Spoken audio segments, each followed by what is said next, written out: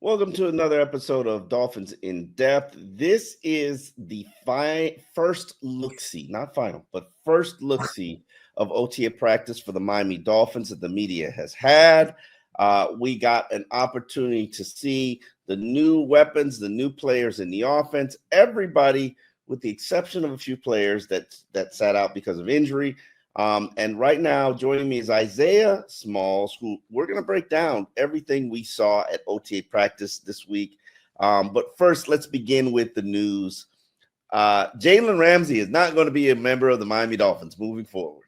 I don't think that surprises anybody. We've known this since the draft, probably a little bit before the draft. Jaylen on Monday tweeted out 5, which was the amount of days he had to go before he was traded. I do not know if there is a trade in the works, if the trade has been finalized. But what I do know is Mike McDaniel will do anything to avoid talking about Mr. Ramsey. What do you take from that, Isaiah? I think he's really just trying to move on, honestly. Like, I think it's over. At the end of the day, as he kept repeating, he's just focused on the guys that he's going to go out there and coach tomorrow. I'm sorry, not tomorrow, later that day, excuse me. And I think that's all that matters right now.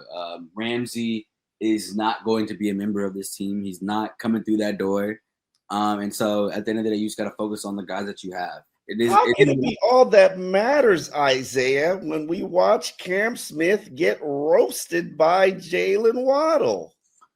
It's two different situations, correct? I think the Dolphins' inability to find a comparable free agent corner is a different issue than the Jalen Ramsey issue. I think the Jalen Ramsey issue has put a specific spotlight on that, correct? So what is the Jalen Ramsey issue? The Jalen Ramsey issue is something going on with McDaniel. That has nothing to do with I think that's a personal issue. They're gonna have to figure that out between them, right? And obviously it is figured out because one of them is not going to be here when the season kicks off September 9th, September 8th. One of them is not going to be there, right? And I don't think it's going to be the one whose name rhymes with Schmeich McManel, all right? So that's that part. But I think obviously the issues are connected, but they're two different issues. The Dolphins still, regardless of whether or not they had Jalen Ramsey, they had to go out there and go and find a cornerback, I believe. Personally, I believe. I don't believe that what is right now a starting cornerback on that roster, a comparable starting cornerback on that roster. I'm happy to be proved wrong, but personally, I don't think that. Right? So there it is. So you already had to go find one. The situation with Jalen Ramsey is, unfortunately, it's kaput. It's done. Boom, move over, right? And so they still got to go find somebody, right? If not two. But as we talked about last time, I believe that they could get by with one. Like it's not. I'd rather have two, right? But they could. I mean, what are you gonna do? No, do you believe Xavier Howard's walking through that door? He better. One thing I will say. Today we saw the action. Tua Tagovailoa threw a 60-yard bomb to to Jaylen Waddle. Cam Smith, in fairness to him, he looked like he strained a quad hamstring, a leg injury at the very immediate portion of the route. After Waddle was wide open for the deep pattern, you could see Cam Smith pulling up on that leg issue. He tried to go back into the action and work. However, you could see that it was clearly impacting him, and then he had to shut it down. I'm pretty sure Cam Smith tried to push through because the media is there. We have this perception, and he has a reputation of being a guy who continues to have these problems.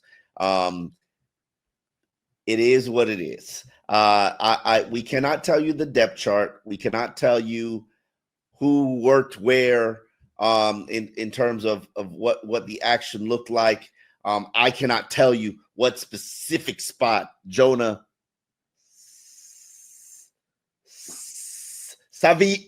Damn, you see, you got close and you put pressure on me. Don't ask. You messed up because I got closer because I was trying to listen to you. That's not it. We'll try again next time. Thanks for coming. Savanaya. I can't say Savainaya.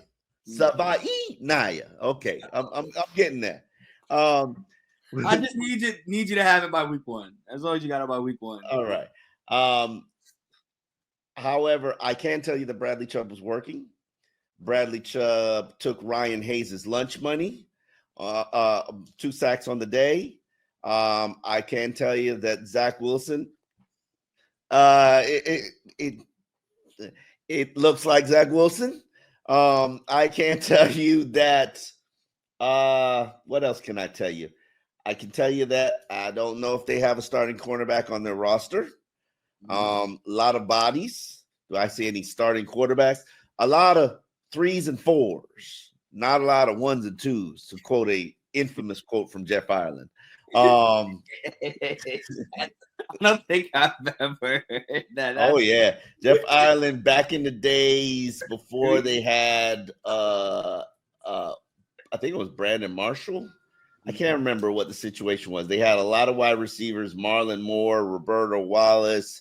It's just a lot of guys, and he said a lot of 3s and 4s, not a lot of 1s and 2s, and that was real. That's what they had as a receiver contingent. Then they went out and got either Brandon Marshall or Mike Wallace, or drafted. I don't think he drafted Jarvis Landry, but I can't remember. I'm getting old. One player who was not working today, who was working but not catching passes, was Tyreek Hill. He was doing conditioning work on the side. He was working on some juggling drills with his hands, with his position coach. He was running routes, but balls were not thrown to him, and that was because he had a big old club on his right hand. Tyreek talked today to the media, and it was an interesting conversation from this standpoint. We've heard Tyreek take accountability. We've heard him apologize. We've heard him say he's going to therapy, say he's going to do better. And Tyreek said and did all the right things and said, call a spade. I'm going through a divorce, and I just got focused on taking care of my kids. We still haven't gotten a kid count. The problem I have with Tyreek is that he says all these things, but he does not change his behavior. And I wrote that in a column for the Miami Herald. Tyreek talked about the fact that he doesn't believe that his teammates will vote him a captain just based on past actions. And if they did vote him a captain, he'd be surprised. I've been training a lot, man. I'm weighing 183. When I first got to Miami, I was 197, but I feel like I'm back to like my original playing weight whenever I was back in Kansas City, so I feel great, man. Is that on purpose or just like the side effect of additional training? No, I would say it's just something that I wanted to do, man. Recent years, obviously I can run with anybody, run by anybody, but I think having that endurance, having that ability to like not get tired on third downs is very important. So I wanted to like slim down and like actually lose body fat. So I've committed myself to eating right, training hard every day, and just drinking more water, man. Is part of the motivation in that training to race Noah Lyles on the track? Oh, for sure, man. Actually, I got a race June 13th. I'm doing like a little, what you call it? Like a little trial race. Yeah, so I can get in shape for that or whatever. So looking forward to it. I don't know, just some random guys. I'm doing it in Los Angeles, actually. Speaking of Los Angeles, do you consider entering your name in the 2028 for the flag football game? Olympics. Yeah, for running. The 100 meter. After June 13th, after I run I'm gonna run a 10 flat. I'm banking on that. And after I run a 10 flat, I'm trying for the Olympics. Flag football, yeah, but I don't know. Tyreek. Because the little quarterback dude, he was talking trash. Nah, I'm just playing. Oosh. He nice though. With you talked about therapy. Obviously, you're having a personal off season where a lot of challenges. Mm-hmm. How difficult has this off season been for you, and how do you kind of lock in and focus in on football? For me, man, at the end of the day, you always got to understand who you are. You know what I'm saying? And the people around you, like they like know who you are. So my kids, my mom, my dad, and just the people in my inner circle, man. So just having that support on my side each and every day, and then even the coaches too, though. Like they know who I am as a person, as a player, as an individual, and how hard I work. You know what I'm saying? So just having those people in my corner every day really like helps me lock in every day, man. It's hard, it's tough, going through what I've been through, or just call it a spade, the divorce or whatever. It's tough, man. But at the same time, I gotta understand like what I'm trying to accomplish, and what this team is trying to accomplish too, though. Because I want to be a part of something special. I want to win. I want to be able to win a playoff game. How much have you used this or football as kind of a refuge or distraction to life? I would say a lot, man, because we always up here a lot. You know, I've been here basically every day, OTAs, man. I only miss, I think, one day. So it's been real good for myself, man. Helping me take my mind off a lot of things, and then obviously in the evening I go train. So it's been great, man. Just being here in the building. Yeah, that's Tyreek Hill, who was addressing his offseason, which has been filled with many, many eventful things. Unfortunately, none of them very favorable, including an impending divorce. Wish Tyreek the best in his personal life. Generally, football is football, and we separate the personal lives. We don't talk about wives and children and things of that nature. But what Tyreek is going through is quite public, because police got called to his house, and very public divorce. And hopefully that works out and Tyreek gets his life together. But as he said, football is used as a refuge, because you can be at the facility a lot, and you're allowed to lock in on something else other than what's going on in your life. I wanted to just go back to something that you kind of touched on a little bit about him saying that he does not want to be voted the captain. Not that he doesn't want to be voted a captain. Yes, that he does not believe that his teammates will vote him a captain. Okay, and why exactly? You mentioned that as like a point, a commendable point for Tyreek. Why do you believe that's commendable? Because a captain has to be a leader by actions, not just on-field play. And Tyreek's actions and behavior is generally irresponsible. Mm-hmm. Just earlier this week, it's cool that you want to create a social media platform, and you have a business and Soul Runner, and you've got a gaming and a streaming business, and those are all great things. And I encourage every player to build their platform and build their business. He goes on. This is more your generation than my generation. I couldn't even name you the guy. Yeah, you talking about the Aiden Ross stream? Yeah, I'm not a streamer. That's the generation below me. Okay. He goes on, and no shame on anybody if you're into streaming. I'm sure my son is into streaming. It's a generational thing. Yeah. I don't get it. Yeah. But he goes on Aiden Ross's stream, and he said, he wanted to punch Mike McDaniel in the face sometimes because he don't get the ball. Wait,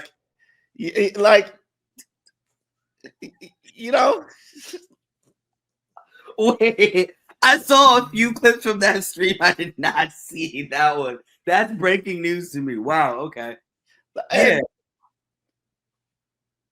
I get it. Wide receivers, that's how they think. That's how they operate. That's how they act. But you saying it becomes a distraction. And as we know, Tyreek Hill likes being a distraction. And I want to just click point just to show that there's ways to handle that. I don't know if you saw the clip of Julio Jones talking about his Super Bowl performance and how he got 4 targets in that game, and he said it very calmly. He just said it just as I'm saying it to you, like he's like sharing bad news, but it's like he doesn't want you to make a big deal about it. He's like, yeah, it's something I still don't understand why I got 4 targets in the Super Bowl. That's the first I think we've ever heard Julio really talk about that. So it just shows that there's levels to this diva. But as we've always said, and as I wrote in my column, Tyreek acts like a child who wants attention all the time. Yeah. And that's unhealthy behavior. It just is. And I don't want to tell anybody how to live their life, but the Dolphins should certainly tell them, hey, let's turn down the attention-seeking behavior. Yeah. And let's lock in on football. And this is a critical year for Tyreek. Like your 2026 contract is not guaranteed. And there's absolutely no way, unless you're a 2,000-yard producer, that the Dolphins are realistically going to pay you $40 million, or anybody else is going to pay you $40 million. More than likely, you're going to be released, and you're going to, if you have a good season, play for half of what you're making right now because you're in your 30s. This is just the business of the league. Tyreek is not naive to any of this. You need to lock in and get it going. And what I don't understand is Tyreek, before last season, was on a first ballot Hall of Fame trajectory. All he had to do was finish strong and not create negative situations around his name to murky up his name and turn into the Terrell Owens or Antonio Brown of this generation. Like, keep your nose clean. Like, keep your nose clean. Stay out of all the foolishness, all the drama, and lock in. But that's a 48-year-old version of me speaking. I don't, hey, maybe it takes maturity. I don't know. Sometimes young boys don't listen, Isaiah. I was happy that you're able to see where you are in life and take that step back and realize, like, look, I'm looking at this with a different pair of goggles on than he is. But no, I mean, I think at the end of the day, just to go back to something that was mentioned earlier, like football, and Tyreek has actually talked about this before, that football has been that refuge for him, right? That's how he was able to, do what he did after, getting detained, right? And to start this season last year, right? So, but the stakes are higher this year, right? I think not just for him, but for everybody in general, right? There's a lot of jobs on the line, right? McDaniels, I mean, I think to some degree Tua's, I mean, obviously they have, he's gonna get paid, right, regardless. But like, I think at the end of the day, there are certain narratives around this team, right? And as McDaniel likes to say, the only way that you can defeat the narratives is to go out there and prove something different, right? And so it is really the proving time for a lot of these guys, and it's we got to see what happens. It's very early. What do you say? 5 weeks he's been around them. 5 weeks. Yeah, he said 5 weeks, and he gave them a very post-practice animated speech. I didn't eavesdrop enough to hear what it was about, but it was coming from Mike McDaniel, and I did hear curse words. I know he cursed to us today, and I didn't hear. He did. What he said? He said when he was talking about the team culture, the question asked by Alanis, who works for the AP. He mentioned like there's at some point you got to stop bitching about it, and that's a direct quote. I'm not. Yeah, you got to stop bitching about it and do something. Yeah, and I was like, oh, my ears perked up. I said, oh, okay. Yeah, you know how I feel about that whole, show up for OTAs, and I do not keep OTA attendance. I don't, and it is voluntary. It is not mandatory. I have known teams, veterans, including the Miami Dolphins, where they tell veteran players, just show up for the OTAs that the media is attending. We will tell you those dates, and then you can leave. And this happens all throughout the league. Also, not every player lives in the city that he plays for.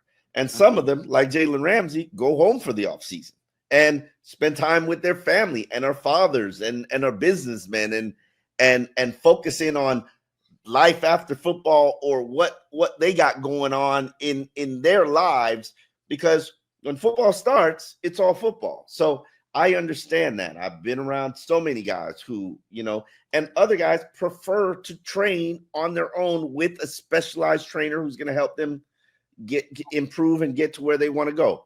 But that's neither here nor there. Another young man or player, I'm talking like that OG. I am officially an OG based on the definition of ages now. Yeah. Another young player who is transcending and needs to have a metamorphosis is Jordan Brooks. Not only was he one of the top players on the Miami's defense last year, but more is expected of him this season, and he expects more to be put on his plate. And he also said, last season was not my best year, and I can play better. So here's what he had to say. I believe the better we play, the better our defense will play. And so we want to set that standard for our team, for our defense. And so that's what we're working towards right now. How do you build on the season that you had last year? I mean, it was quite productive. Obviously, it's going to be your second year in the Weaver scheme. How could you take your game to another level? It's a lot of things. For me, I think it's just focusing on the weaknesses, really dissecting what things I was good at and things I didn't do too good at last year, and focusing on the things. That's what this time is for right now, to really focus in try to get better in one area of my game. And so that's what I'm trying to do right now, just try to get better each and every day, attacking that and making sure that I improve from this year. From your standpoint, obviously we view you as a potential possible leader for this team. How much pressure do you put on yourself to step up and fill that leadership role? I don't think there's any pressure. I just, like I told you guys, I think if you're a leader, it's just in you. It's not somebody that can place you and say you're a leader. You have to be that. And I feel like I've always been that.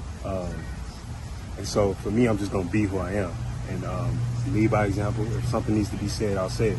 But I think the best thing I can do as far as leading this team is show them what it is. If I'm going to say work hard, then I must be the one working hard. And so for me, that's what I'm going to do. As far as my leadership style is to show you what it looks like. And so that's what I'm working towards every single day. Who are some of the better leaders that you've worked with or played with throughout your career? I say Bobby Wagner. And he's kind of what I saw coming into the game. He wasn't a guy who talked all the time, but he was very consistent in how he showed up to work. And for me, I noticed it. You know, you walk in, you're looking at this guy show up every day, super consistent for the 4 years that I was there. I definitely took some of his leadership style as far as just being the same guy every day. And the young guys look at that, you know. They all looking for direction coming in. And so as a leader, it's important that we be that example to them. Do you remember how much you didn't know when you first got into the league? Mm-hmm. And can you compare it now to now? I didn't know anything, literally anything. Came in during COVID. First time I got around the team was during training camp. And so I didn't know anything, literally. And so to see where I'm at now and from that time, it's been a journey.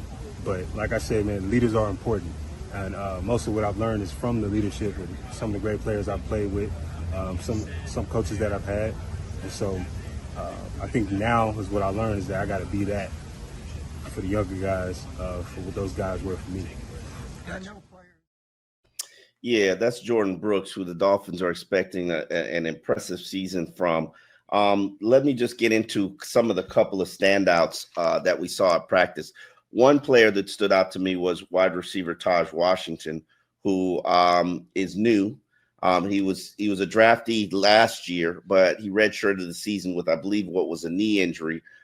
Very tiny guy, slot kind of weapon, moves fast, another smallish, fast receiver.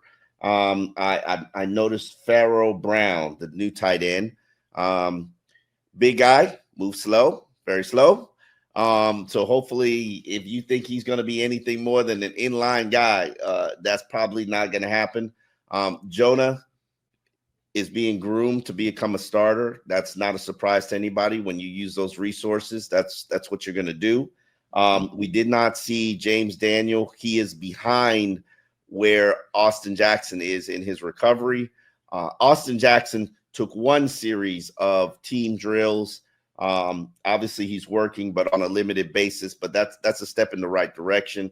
I'm pretty sure he's not where he needs to be coming back from that knee injury, but he's there. Ashton Davis and Ife Melifonwu, athletic. I'm intrigued. I don't necessarily know if it's one has physicality, it seems, one has speed and versatility. I'm intrigued. Cornerback unit. Cater's your top cornerback. Of course, yeah. Huh? Of course, yeah. And I think it's a roll of the dice. Who else plays after that? You got any observation or thoughts, Isaiah, or anything based on what Mike McDaniel said today? I forgot. Bradley Chubb. I said 2 sacks, right? Yeah, you did say the 2 sacks. You did say I think to me the corner acquisition is always going to be that big question mark, just because of what's happened and transpired as between Ramsey and McDaniel, as we'll find out, I'm sure, later in the year. But then also just the lack of they didn't address it, right? So for me, what stood out from McDaniel today talking about the position is that he wants guys to show, right? So, but at some point, is it? At what point does what they show you become like just not attainable. Like not attainable, but just unacceptable, right? That's gonna be my thing. Like, what's that balance? Like, where is it? Because you mentioned Cam Smith getting burned, and obviously there's an injury involved in that, right? But if McDaniel talked about also about wanting more in-game action, right? So as you do this more in-game action, right, and trends will emerge, right? And if the continuous trend is this guy or these pair of corners are getting continuously burned out, what will be the breaking point for me? Because you can't, trot out just any old person on the outside cornerback position, especially with the teams that they play this year. They got to see Jamar Chase. They got to see Ladd McConkey. They got to see Zay Flowers. Like, they see some guys this year. Stephon Diggs with the Patriots can always route you up, even though he might have some bigger issues going on. But but I say that to say the cornerback position and how they address that. And look, the guys seem confident, right? Bradley Chubb talked about there will be a little bit of pressure on him, not on him specifically, but on that unit to kind of set the tone, right? But at what point, right? Because obviously we know you have great pass rush. The corners won't have to cover that well, right? But at what point does it become? Do the Dolphins, do McDaniel, do Greer look at that position and say, look, we might have dropped the ball. Let's try to bring in some extra help. And will that happen? No, it will happen. Chris Greer generally waits until after minicamp to sit down and assess where the roster is, evaluate the depth charts, make more aggressive offers to players out there. I'm pretty sure that there are offers out there right now. Players are not accepting. I'm pretty sure that they haven't turned over every rock, because if it were me, Xavier Howard is a rock that I would turn over, just from the standpoint he's better than your other options that are out there.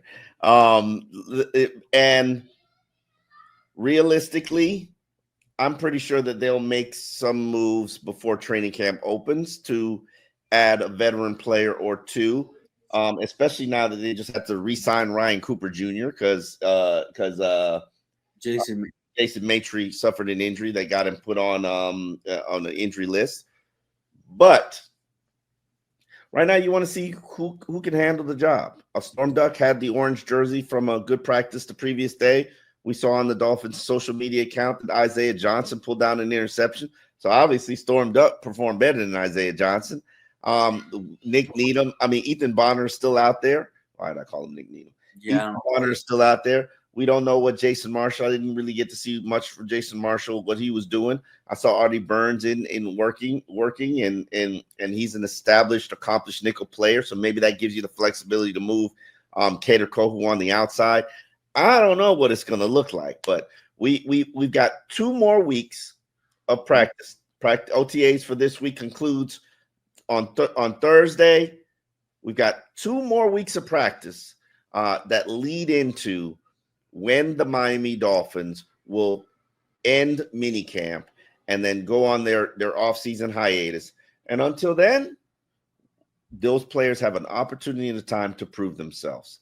On that note, this has been Dolphins in Depth, Miami Herald production, and we will be back next week getting you ready for week 2 of on-field work of OTAs.